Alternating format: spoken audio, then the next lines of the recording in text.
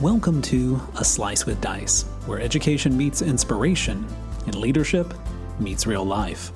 I'm Corey Alderdice, Executive Director of the Arkansas School for Mathematics, Sciences, and the Arts. With 2 decades in school leadership, I'll share what I've learned from walking the tightrope between policy and practice, especially when it comes to doing right by gifted students and their futures. Ready to dive in? Here's this week's Slice. If you're a high school junior, you've probably heard someone say, it's just the PSAT, it doesn't even count for college. But here's the truth. The PSAT does count for something big, something that could make a real difference when those college acceptance letters start rolling in. The PSAT isn't just a practice ACT.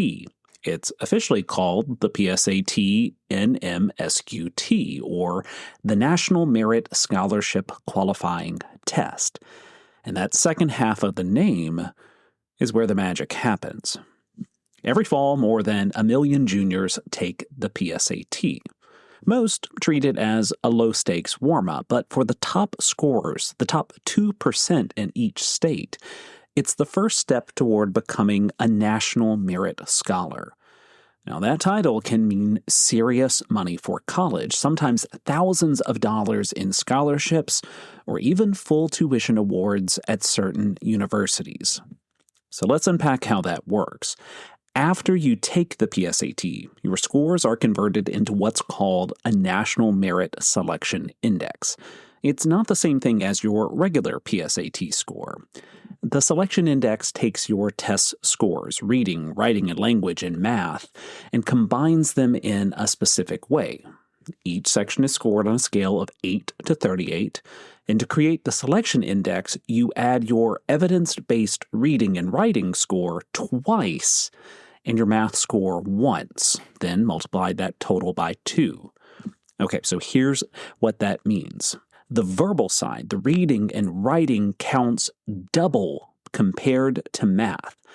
So if you're aiming for national merit recognition, that English language portion of the test deserves extra attention.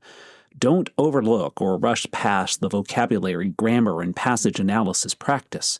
Those questions carry twice the weight in your qualifying score. And here's why that matters. National merit recognition starts with being in roughly the top 1% of juniors in your state. From there, semifinalists can move to finalist standing through a combination of grades, a confirming SAT or ACT score, an essay, and a school endorsement.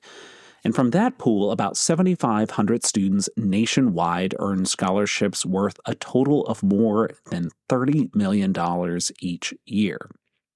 And even if you don't make it all the way to National Merit Scholar, just being a commended student or a semifinalist looks impressive on your college applications. It signals academic strength, consistency, and commitment. So when your teacher or counselor reminds you that the PSAT is coming up, don't roll your eyes or treat it like another day of bubble filling. Show up rested. Take it seriously. Review the practice questions the College Board offers for free online. Think of it this way.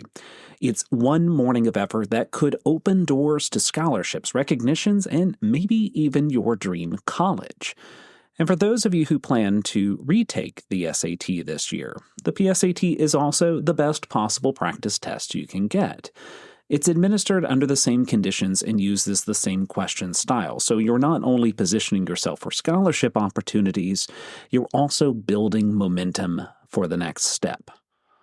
So this month, don't blow off the PSAT. Treat it like the opportunity it truly is, because sometimes the difference between a test that doesn't count and the one that changes your college trajectory comes down to how seriously you take it. Take it seriously, do your best, and remember, this isn't just a practice test. It's the first step toward something much bigger. A Slice with Dice is a production of Aldercube. Thanks for making time to reflect with me. If you're finding value in these episodes, I hope you'll subscribe and help spread the word. Until next week, lead boldly, listen closely, and keep pushing forward. I'll see you then.